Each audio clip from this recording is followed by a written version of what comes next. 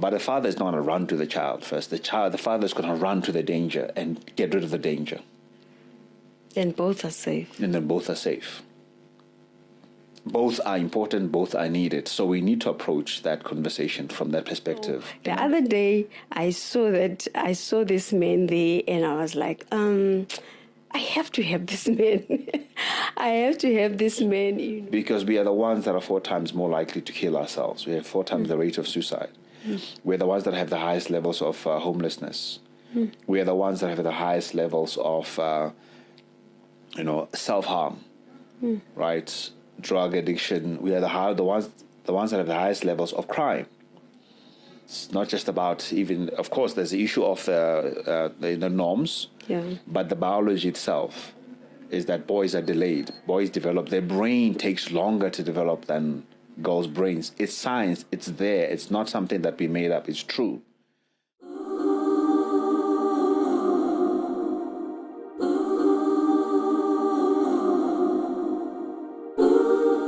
Hi everyone, we are back again. It's been a minute, it's been a while. Yeah, everything will come all right. Thank you so much, guys, for tuning in, and thank you so much for taking your time to really be with us again. And man, I really want to apologize for us not coming through. I know you've been waiting for the next episode and all that, but here we are. That's all I'm going to say to you, that we are here and we definitely are back. So thank you so much. Thank you. Please don't forget to subscribe. Don't forget to like, tell a friend, invite, because today, Zigu loudspeaker today. So I'm not going to waste any time, but I'm just going to go straight to my guest today. I have someone that I've seen somewhere. There's a hub of men, a place where men gather, if I have to say that. So I call it a hub of husbands, and that is That Husband podcast by Black Newborn. So the other day I saw this man there, and I was like, I have to have this man. I have to have this man, on Men Speak. Little did I know that God is just going to fast track everything. And today we have him, and he was just dropping gems there. I was like, no. I need to connect with this man. But then I'm so grateful that today he is here and he is doing wonderful work. One thing I've seen about him is that he's fascinated about the mind, how we think and how we move as people, our thoughts, what do we feed from, who feeds our minds. That's one thing I have picked up about him. And some similarities between me and him, because I'm always provoked by how people think and how people move. And so I'm grateful that today we have Mr. Jabu Zwane. And I almost said in our midst, again, when you're a church girl. Well, we might as well explain it, because I'm a church boy too. Yeah. So welcome. Thank you so much for making it through. Thank you so much for coming and to just speak to men and women, because I believe that women are the ones who are calling me, when are you dropping again? Jabu, we are waiting, That's how hungry, and that's how women, I want to believe, some women just want to learn and understand men. And I'm really grateful for this platform, and I'm really grateful also to M Studios, MPD, shout out, for making this possible for us. Yeah. So I'm like I told you before, we are just going to chill. This time is just yours. We're going to feed from you, and you're just going to, Thank you so much for coming. Well, thank you very much, Jabu, for my namesake, right? For having me. Name dropped right there. Absolutely. No, thank you so much for having me. This is a very important platform. Thank you. And now that you've mentioned God, I'm really amazed at what happens when we listen to God And then the next thing you know, who he brings on our path. Right. And the places that he actually leads us to. So I'm excited to be here and to talk about some of the thoughts, some of the concerns that I, as a man, as a human being, actually, as a matter of fact, who is a man, some of the concerns that I have about our species. So I just want us to go straight and deep into what you do, because I understand that it is important for men to feel safe. It is important for us as people also to understand that men also need to feel safe. As you know, right now is that 16 days. Yes. So maybe I just want to hear your thoughts on that as well, about the 16 days. 16 days. Somebody said 16 days in inyani. No, of course, absolutely. It's actually it's our daily lives. It's every day. That women and children should feel safe. I mean, safety is important. I think safety is the primary need of a human being. Yes. Right? If we're thinking about the Maslow's hierarchy of needs, it is on those basic needs. We have need for food, we have need for shelter, we have need for for safety. So safety is at the very, very bottom. It's the most basic thing. But I think one of the greatest challenges that we have is because these conversations have been led a lot by women as the ones who tend to experience the extreme end of danger in society. And I think one of the things I also want to talk about is the fact that we need to, first of all, understand that men and women look at danger differently. We approach danger differently. Think about this picture in your mind. Think about a picture of a mother protecting a child. Right? And then you see a man right next to her, but he's looking the other way. He's got a sword, and then you turn around, you see that actually there's a monster. There's a monster coming to attack the family. The mother's protecting the child, and the father is looking at the monster with a sword. So a woman has safety from the point of, I need to protect and I need to nurture. Right. A man sees danger and says, I need to conquer the danger. Okay. Think that as long as that monster is there, none of us are safe. Which then brings us to this whole factor of, unfortunately, when this topic of GBBs be spoken of, there's this word that is called toxic masculinity. And unfortunately, it speaks about just that very presence of that man standing there and thinking, I have to use violence to conquer the danger. And many people see that as a problem. And then they'll talk about, hey, boys should not try to do this. They try out that innate ability within them to conquer the danger. Because danger exists.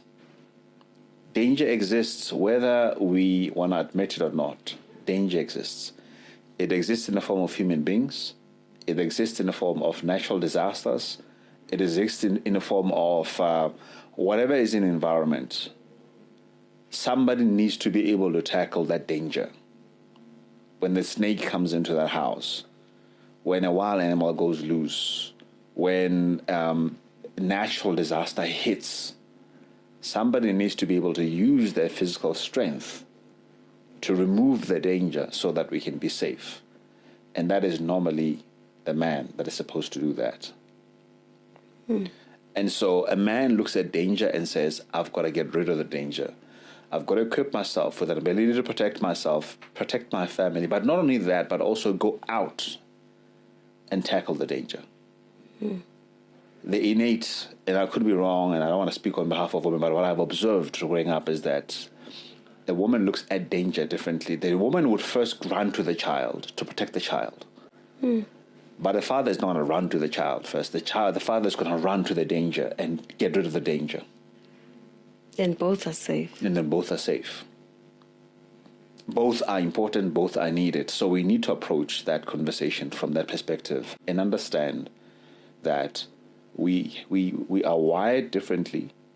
we look at life differently, and there is an importance of understanding how we look at life so differently so that we can be able to work with each other correctly. And that way we don't mislabel each other's behavior as something that it is not. Sure. I've also observed the fact that there are scars, that when a man is trying to protect the wife and the kids, and runs to the danger, that there are scars that he will have from doing that. We're using that scenario, but there's a lot of scenarios that we can use, but I feel that as a society, sometimes we do not want to address the fact that men have scars too. Men have issues too. Men have feelings too. Yeah. Men have emotions too, So what can you say about that, the fact that it's like men are not supposed to voice out? Hence, as men speak, we say we want to break these chains of silence, that because a man will literally go to a cave, and once he's inside that cave, you will never take him out of there until he has dealt with his issues and whatever that he feels like, okay, now I'm ready to come out and face. And at the time, me as a woman or the society or whoever, we just want him to be out of that cave and come and be a man and face it at the time, but he doesn't feel safe. Then he will go to the cave. It's a very important scenario that you're actually making right now. But let me go back to what you asked me earlier on, and I never got to answer it.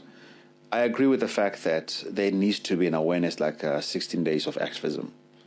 But that's one of the reasons why the campaign that we've got coming up now is actually all year anti-GVB. Yeah. That's the hashtag. It's hashtag all year anti-GVB, because it shouldn't be 16 days. Yeah. And the reason why I personally started using the word safe and safe men is because, again, it's about understanding how does a man, because look at danger. It's not so much the safety, it's the danger aspect. That is the actual issue here. Is that if you are confronting me as another man and we're having an argument, there's always an understanding that if we don't resolve this thing, there's another way that we have to resolve it. Sure. Yeah. And then the other way is probably it's going to end up in an altercation, and the extreme end of altercation is violence. Yes.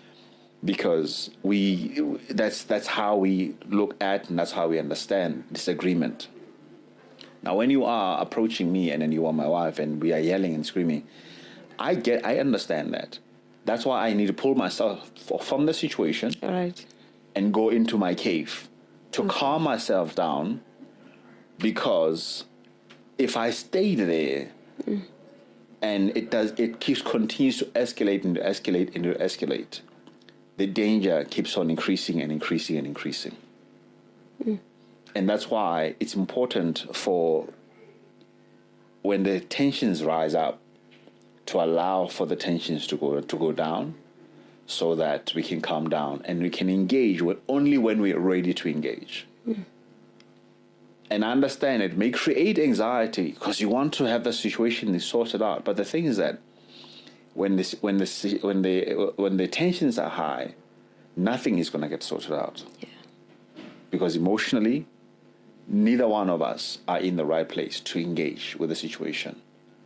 So I think it's important, especially if you're married, to have that agreement to say, listen, once you start using your strength as a verbally strong being, as a woman, sure, because that is your strength. Yeah. You're verbally strong. Women have got an advanced vocabulary because that is that's the nurturing, that's the upbringing. Yeah. Women talk about the issues all the time, collective, and then they're together, and then they cry together. They talk about issues all the time. Yeah.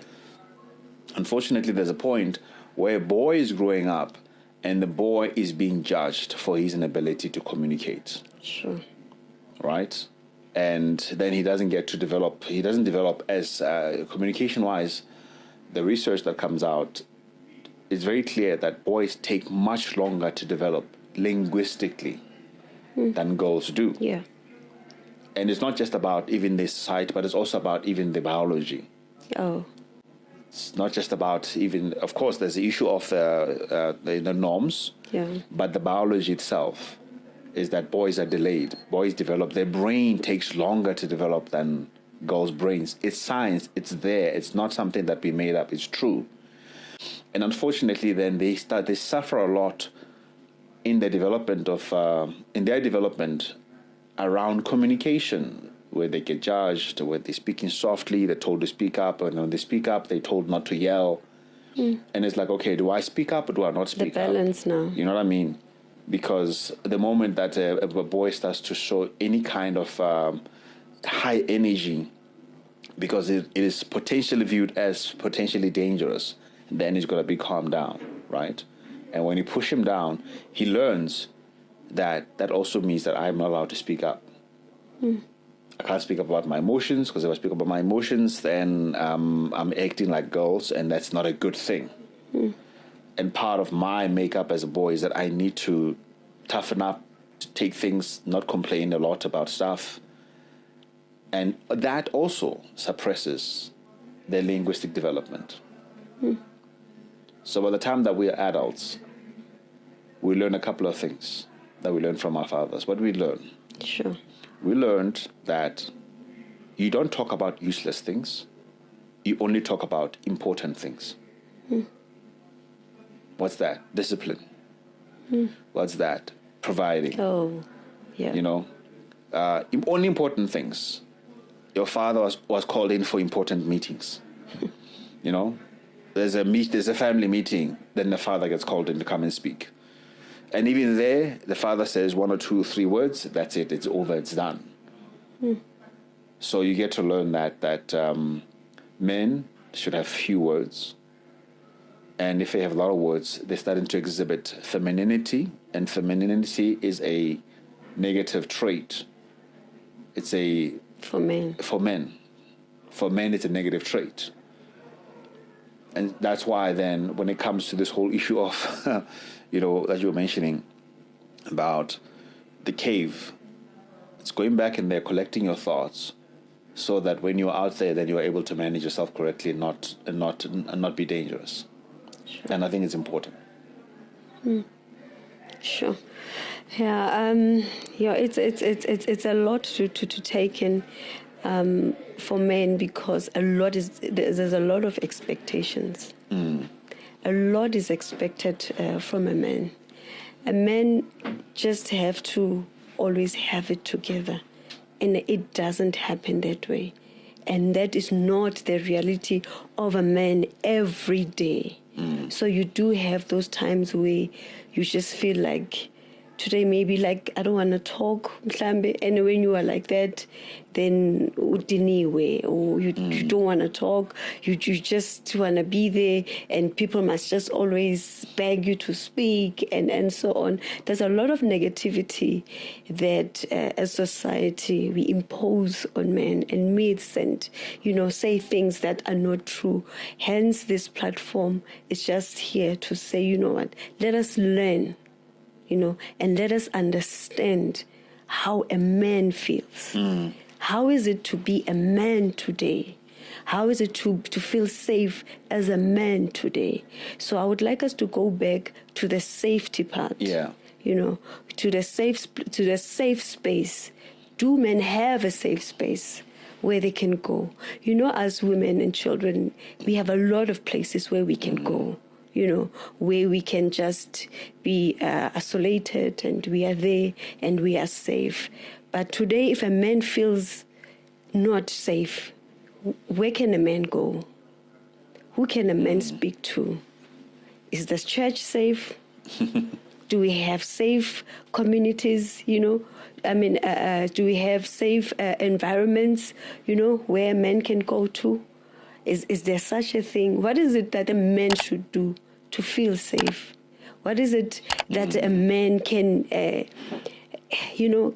do? Because I've seen your upcoming event, I think we'll talk about it, and I've tried and I've followed and get to see what you are about. I realize that, honestly, because I think that's one of the reasons why we also started this, that men just don't feel safe. Yeah. men just don't feel safe. There must be places where men can also go and feel safe. Not only just to run to podcast and so on. I think, again, I think one of the greatest challenges here is the fact that the place is a lot, like I said, no, I didn't say it. No, we said it before. Yes, we had when these conversations I had, before. they had from the experience of a woman and how a woman experiences a man, and how actually a woman experiences the extreme end of a dysfunctional man. You know, that's the violent man. That is the oppressive man. But if we were to be very honest, it's not the majority of men who are like that. The majority of men they just want to have good families and enjoy their lives with their families. But their traits are being vilified because of the bad guys. The trait of wanting to be alone. Being painted by this black brush. It's been painted off, or he's in his cave again. Like, it's never in a positive sense that a man wants to be alone. When a woman wants to be alone, she's given her space. For me, it starts there. Like, why should somebody create a place where a man must be safe? Why can't he be safe in his own home? Sure. Why can't he be alone in his own home and collect his thoughts in his own home? Why does that behavior have to be seen as something that's negative? And then men back in the day, of course, they had their own clubs and places that they used to go and hang out with other men. But today, when they do that, that's again vilified.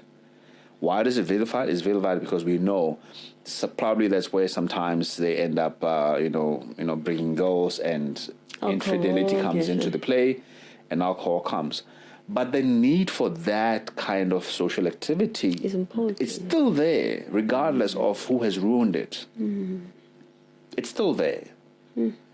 And when the man tries to do that, again, that's being vilified. But I think also the perpetrators of or enablers rather, I'm not going to use perpetrators, enablers of the lack of safety are men themselves. It's the fact that us as men, sometimes we don't create safe spaces for ourselves when we're together. And one of the ways that we don't do that is because we speak about surface things. We'll talk about soccer, we'll talk about the fun, we'll talk about girls, we'll talk about things that are very surface.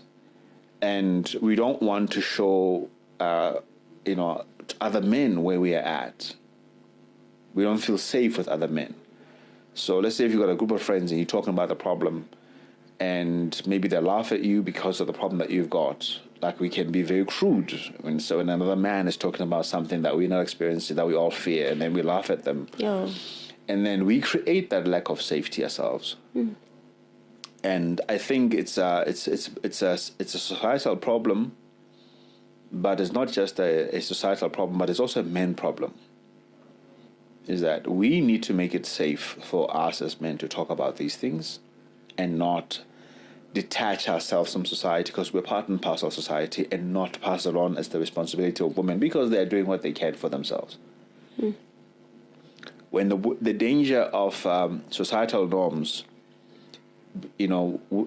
especially against women, the feminism movement came in. And it led to what we have today, which is a more equal society between men and a woman. We can talk about how we are experiencing that. That's a whole different topic altogether. True. But the reality of the matter is that some of the goals, as far as enabling women to have financial independence, to be in positions where they can influence policy, in positions where they can influence education, in positions where they can influence society on its multiple levels, they have achieved that mission. They've managed to do it. What has not happened is men also coming together and saying, we also have to have our own movement that advocates. I live to see the day. For our issues. Because we are the ones that are 4 times more likely to kill ourselves. We have 4 times the rate of suicide. We're the ones that have the highest levels of homelessness. We are the ones that have the highest levels of, self-harm, right? drug addiction, we are the ones that have the highest levels of crime. I mean, we are the ones now with our boys, and even in schools, the boys now are the ones that are lagging behind in education. Right? It's our sons that are lagging behind in education. It is right now, one of the stats that came out in 2023 from the World Health Organization in terms of the state of mental health. I saw that. Yeah, you saw that, right? And it says that the most depressed age group is between the ages of 18 to about the age of 28, 32. And it's mostly young boys. It's mostly young men. We can see that this is a problem. The question is, what are we going to do about it? And we need to put the language to it to describe what it is, because women don't understand it. They see it, they've seen it, but we have experienced it and we haven't articulated it. A couple of times when I have these discussions online, and sometimes when they're meeting women, I'll have a couple of women, some of them, one or two, and you can tell this person has no ability in their mind to process the pain I'm talking about. They can't. They hear it. It's blocked somewhere. They block it somewhere, or it's generally how the society view men. I think it's both. I think it's both societal framing, but also at a personal level. There's an element of, if I have to feel for you, and you are supposed to be the one that can take care of that danger, that means that nobody's safe. And I don't want to go there to a situation where you are unsafe and unsafe. So one of us has to be able to handle the danger. Sure. I remember the one lady was using a Zulu term, something like, I think was the word. Yeah, that's the word that she used. And I was like, okay, why do you use that word when you hear men explaining their challenges? Why is that the word that you are using to describe their behavior? Sure. We stuck on the conversation for about 7 minutes. She couldn't. Every single time I'd give her the stats and I'd explain in very simple terms, she would still go back, Mara, amadoda kumele. But the men must, the men must. They must be like our fathers. But you talk about your fathers, but at the same time, you're complaining about your fathers. Sure. You're complaining about how your fathers treated your mothers. And at the same time, you're saying we must be like your father. Which part? That's deep. Which part must be like my father? Yeah. Because when I show you the part of me that you have negotiated for in your fight as a feminist, now that part of me is coming out, you are pointing me to the part about my father. So it's almost like you want to create an avatar of a man, like this is how a man must be. But you don't want to hear. From your own understanding. But you don't want to hear how I, as a man, am experiencing the changes that have taken place. That's the biggest challenge. It's a huge challenge. That's the biggest challenge.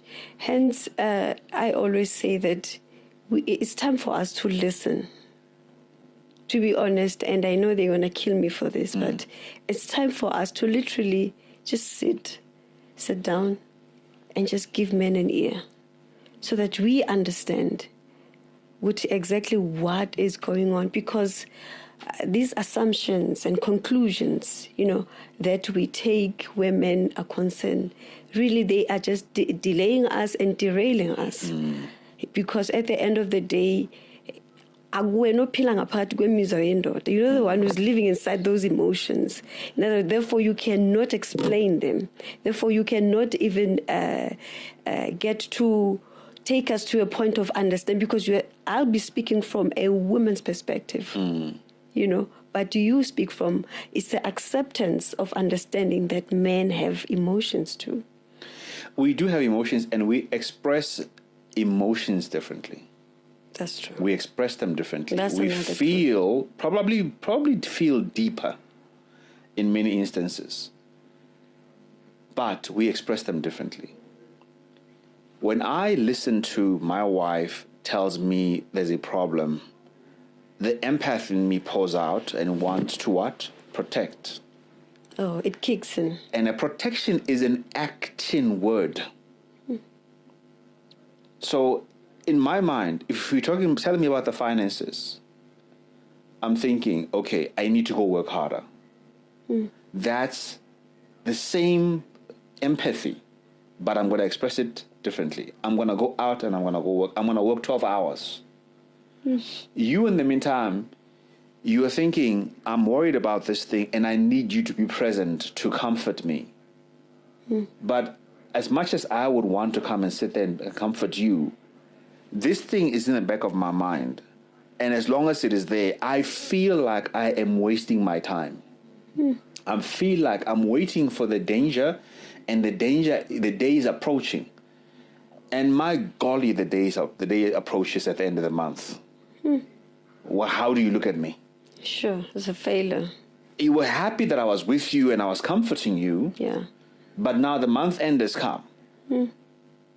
Now, are you able to look at me now that the danger is here? The financial danger is here now. Sure. You see how that works? Yeah. So if I hear my wife tells me a problem, the empath in me, the love and the care that I have is like, that's a dangerous. I need to remove the danger. Immediately. So immediately I go into action mode. Right? I go into action mode. But the action mode means that in the time of your vulnerability, I might not be there, and I will not be there in a way that you want me to be there. Your friends can be there for you that way. Oh. And if you want me to behave like your friends can be there for you, and then they go back to their homes, and then you understand that they don't have a responsibility to you.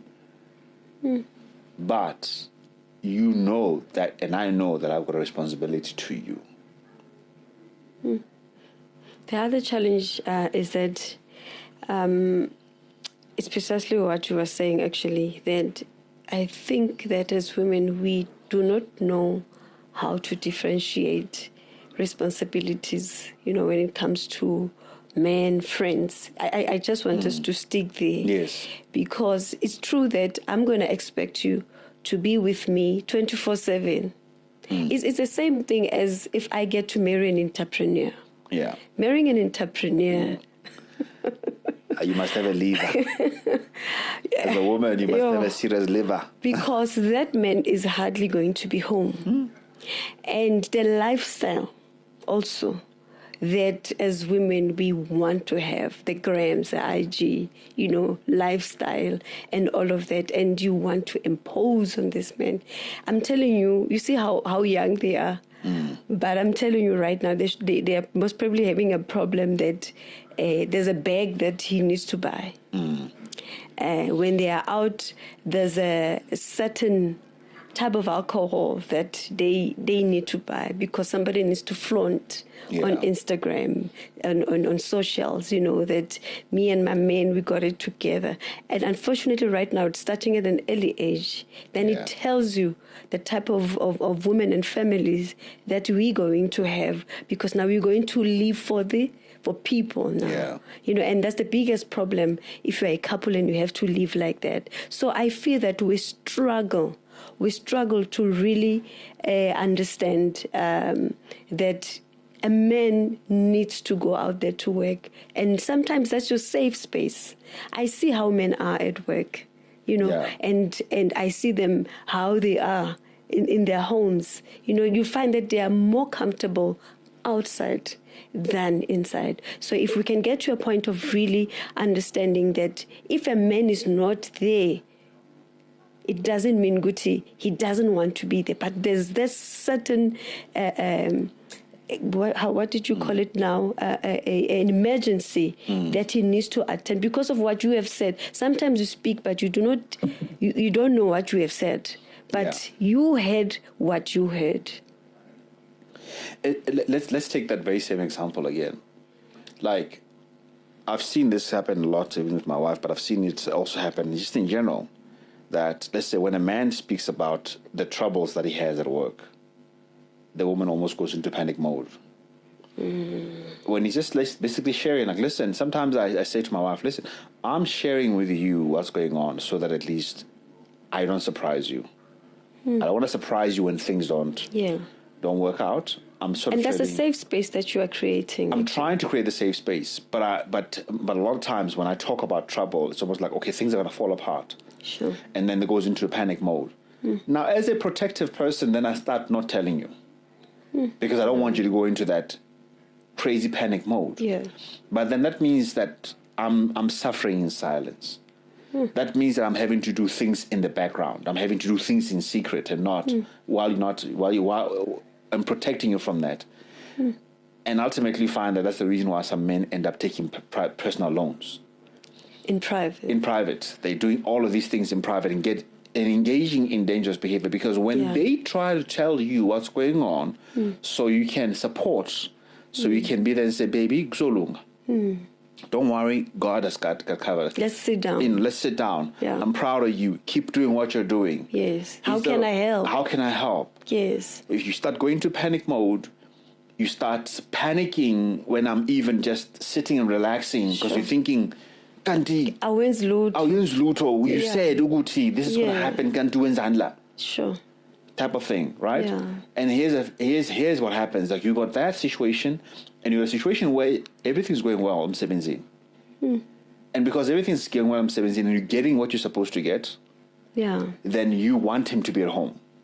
Sure. Because there's no imminent danger. Sure, we are quickly running out of time. And it becomes it becomes a serious problem in that sense. Yeah. And that's why I'm saying that at home it's important to create safe spaces where it's comfortable. You must be comfortable talking about these things and understand that I, as a man, look at things differently. It doesn't mean I don't love you. Yes. Because I show love differently. Yes. My love is I'm gonna go out. I'm gonna go hustle. Sure. So you can be okay. Yeah, we're definitely running out of time, literally. Can we quickly just talk about the book, your upcoming events, and the stuff that you do so that our viewers at home can really get to know you and the handles and where they can find you and all of that, I mean, the book that I wrote recently is called The Forgiveness Mindset. And it really is about helping us from an African perspective predominantly, and of course just in general as a human being, to forgive. And to understand that forgiveness is about you releasing yourself from the power of what has happened to you, to not have apology as being a condition for forgiveness, because in many instances you'll never get an apology, to not have even vindication as a condition, because in many instances you'll never be vindicated. And to really empower yourself to forgive.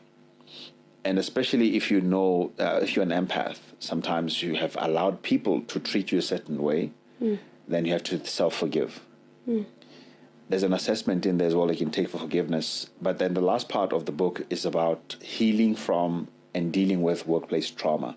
And this is about forgiving some of the leaders that have mistreated you at work. Yes.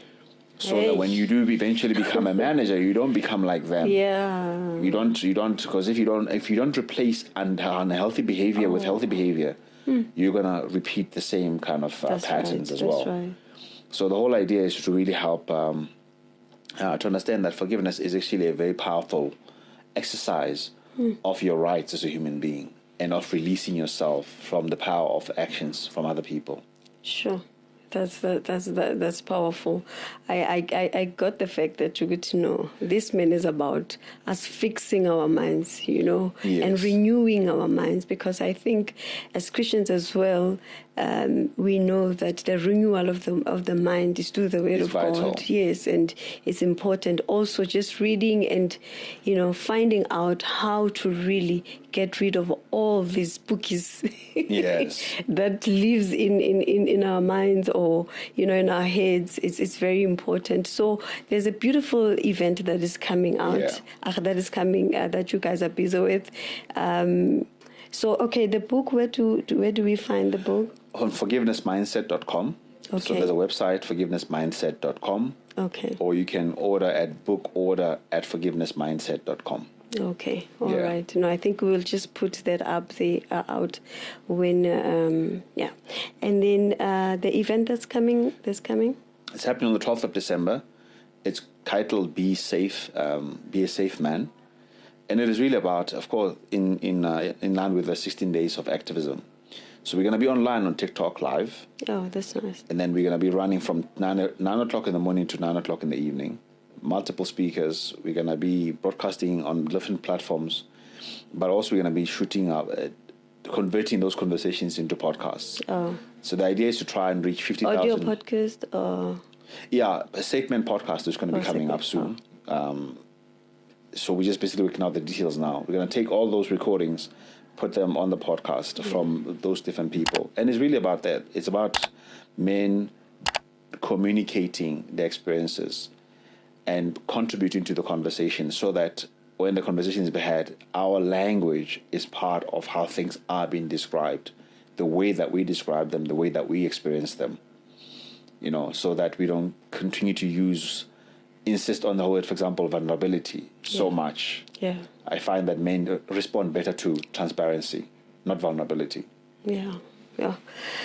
No, I really appreciate you, Mr. Zwane. Thank you so much. Thank you so much for pouring yourself out and continuously. You know, that's what you do, pouring yourself up, and really for us to grasp and learn as much as we can.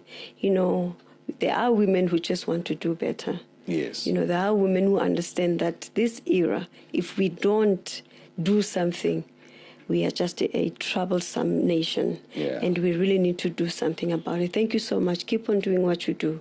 We appreciate you so much. And I pray that the Lord bless you and your family, keep you and give you the strength for all the plans that you have, beautiful plans that you have ahead. And thank you so much. Jabu, thank you so much. Thanks for having me. Thank you. Thank you, guys. We've just come to the end. You know, time flies. Yeah, time really flies. Thank you so much. Guys, keep on tuning in and subscribing and really sharing and telling everyone about this podcast so that we grow and we grow together. Thank you so much. Please don't forget to order the book. Please, and on socials, where do we find you? Jabu Zwane Talks. Oh, Jabu Zwane Talks. Yeah. And please, let's go there and just follow and just like and comment. Thank you so much. Until we meet again, thank you. All right, cheers.